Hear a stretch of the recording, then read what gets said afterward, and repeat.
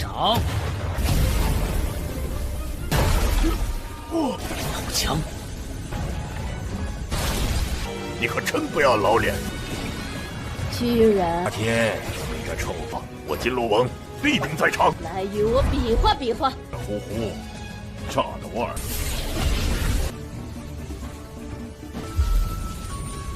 跪下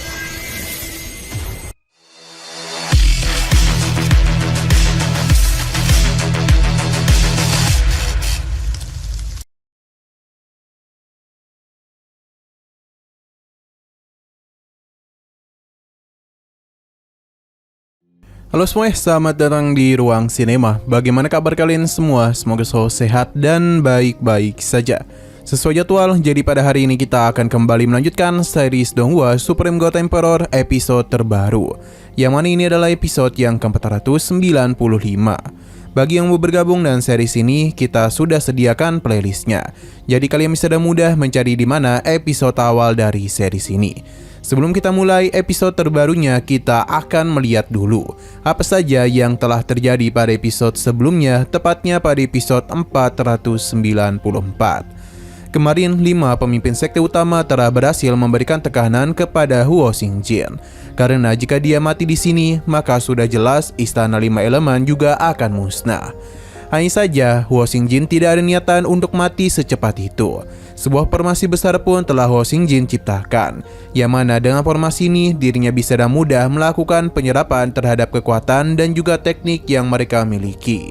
Formasi ini sangatlah sulit untuk bisa dihancurkan oleh mereka. Sampai akhirnya Mu Yun pun telah selesai melakukan penerobosan dan ia segera bertindak untuk menyelamatkan para ketua sekte. Dengan kekuatan yang dia miliki, sangatlah mudah baginya menghancurkan formasi tersebut. Dan bahkan Mu Yun juga merebut semua ini agar bisa menjadi miliknya. Mu Yun pun menggabungkan formasi tersebut pada dirinya. Dan begitulah dia bisa kembali bertambah kuat. Nah, sekarang kita akan melanjutkan episode terbarunya. Mu Yun telah berhasil mencapai tahap 4 hidup dan mati, yang mana tentu saja kekuatannya sangatlah mengejutkan Huo Xingjin. Ia sungguh tidak menduga bagaimana mungkin Mu Yun yang dari ranah peri bulu mencapai ranah alam hidup dan mati. Bagi Mu Yun tidak ada yang tidak mungkin yang dirinya lakukan. Meskipun kekuatannya sudah meningkat, tapi Huo Xingjin masihlah percaya akan kekuatannya. Dia yakin betul Mu Yun hanya mendapatkan kekuatan dari orang lain.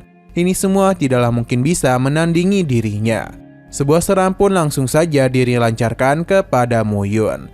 Tapi di hadapannya semua itu bukanlah masalah besar. Benar saja serangan Huo Xingjin dengan mudah ia hancurkan. Dan serangan ini juga langsung tertuju kepadanya. Huo Xingjin bukanlah tanpa perlawanan. Ia berusaha sekeras mungkin untuk menahan serangan tersebut. Akan tetapi ini terlalu kuat sampai akhirnya Huo Xingjin pun meminta bantuan kepada Tuan Matian. Seketika saja muncullah serangan yang kuat mengarah kepada Mu Yun. Untung saja dia bisa membentuk pertahanan di waktu yang tepat. Mu Yun mengakui kalau sosok yang datang kemari cukup kuat. Bahkan serangan telapak tangan Mu Yun telah dia hancurkan. 就你长，好强！ Tuan Matian ini telah berada di ranah hidup dan mati lapisan ke-6. Mungkin ini akan menjadi pertarungan yang sulit bagi mereka. Sedangkan bagi Matian, ia sangatlah kecewa kepada Huo Xingjin. Karena sampai memanggil dirinya hanya untuk mengatasi bocah yang berada di ranah peribulu tingkat ke-10.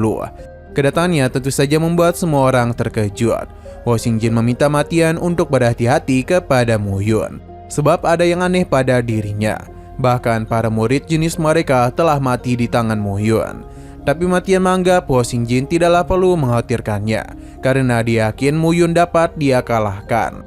Kedatangan Matian kemari bagaikan ancaman untuk 5 pemimpin sekte utama. Benar saja ia segera memberikan tekanan yang sangat kuat, karena menganggap mereka itu tidaklah layak berdiri tegap di hadapannya. Mereka harus tunduk di hadapannya. Namun yang datang kemari ternyata bukan hanya Matian saja, melainkan leluhur dari Gunung Huoxing juga telah hadir. Kekuatannya sendiri berada di ranah alam hidup dan mati lapisan ke-5.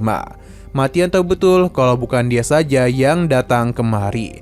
Ia pun meminta keempat leluhur dari sekte utama untuk keluar dari persembunyian. Benar saja, saat jugalah satu persatu leluhur dari 5 sekte utama telah hadir, di mana mereka ini cukup kecewa dengan kehadiran Matian karena berani menyerang para murid mereka. Selain itu, mereka juga sudah cukup bosan dengan dominasi yang selalu Istana 5 Elemen lakukan.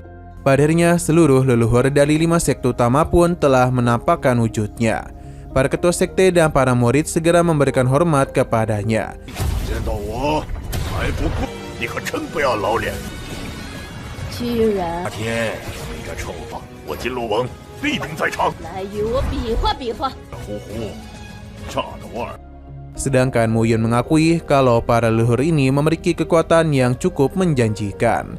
Ia pun mulai berpikir kalau pria yang berada di dalam legenda kemungkinan juga masih hidup, karena bagaimanapun para leluhur ini juga masih hidup. Dengan kedatangan 5 leluhur, mereka pun berencana untuk menghentikan Matian. Meskipun begitu, Matian ini terlihat tidaklah takut dan akan meladeni setiap serangan yang mereka berikan. Pada akhirnya, pertarungan pun telah dimulai. Gelombang kekuatan pun telah dihasilkan antara bentrok kekuatan tersebut. Ini sangatlah luar biasa. Bahkan para ketua sekte harus membentuk pertahanan agar tidak terdampak oleh momentum tersebut. Para murid bahkan kesulitan untuk bisa berdiri dengan tegap akibat tekanan kekuatan ini. Di tengah perselisihan yang terjadi, muncullah sosok yang sepertinya akan mengubah jalurnya pertarungan, di mana kedatangan itu pun membuat para leluhur terkejut. Pasalnya, dia ini begitu tenang. Selain itu, dia pun telah berhasil menghentikan pertarungan ini. Dia ini tentu tidak bukan adalah putra dari pemimpin Istana 5 Elemen bernama Luo Tian. Luo Tian membenarkan hal itu dan dia tidaklah menduga para leluhur bisa mengenalinya. Padahal sudah cukup lama mereka tidak bertemu.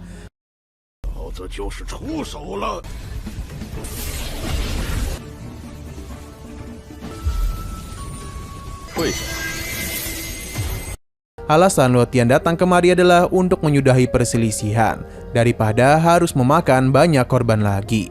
Bahkan sebagai penguasa baru dari Istana 5 Elemen, Luo Tian berjanji kalau mulai sekarang para murid yang dimiliki oleh 5 sekte utama tidak akan mereka ambil. Dan bahkan para murid jenius yang mereka miliki juga tidak akan pernah melakukan serangan kepada mereka. Tawaran ini memang cukup menarik. Namun Luo Tian masihlah belum selesai, yang mana dia itu sangatlah tertarik kepada Mu Yun dan akan membawanya pergi. Tapi leluhur Gunung Woxing tidak ada niatan untuk menjadikan Mu Yun sebagai alat tawar-menawar. Namun sejak awal ini semua bukanlah negosiasi, karena bagi Luo Tian ia berhak memutuskan segalanya. Tekanan pun telah dirinya berikan kepada leluhur Gunung Woxing. Ia sama sekali tidaklah bisa melepaskan dirinya. Sampai akhirnya Mu Yun pun bersedia untuk ikut pergi bersama Luo Tian ke Istana 5 Elemen. Karena ia sudah membuat keputusan, jadi Mu Yun segera mereka bawa. Dan dengan begini juga Luo Tian akan memenuhi janjinya, yakni akan berdamai dengan 5 sekte utama. Leluhur Gunung Woxing pun sangat kesal dengan apa yang telah terjadi. Terlebih lagi mereka sudah kehilangan Mu Yun. Ia pun menyalahkan ini kepada para leluhur lainnya karena tidak bertindak. 住他，没那个实力。希望日后我五行我的天才被五行天赋带走，可恶！ Nah, sayang sekali lagi seru-serunya, episodenya pun harus bersambung dulu. Namun sebelum kita akhiri, seperti biasa kita akan melihat preview bagian selanjutnya. Terlihat kalau saat ini Mu Yun telah bertemu dengan sosok penguasa sebenarnya dari Istana 5 Elemen. Sosok ini berencana untuk mengajak Mu Yun untuk membantu Istana 5 Elemen. Karena kedepannya kemungkinan akan terjadi sebuah pertarungan besar. Mu Yun tentu tidak langsung menyetujui hal tersebut, karena dia inginkan sebuah keuntungan untuknya.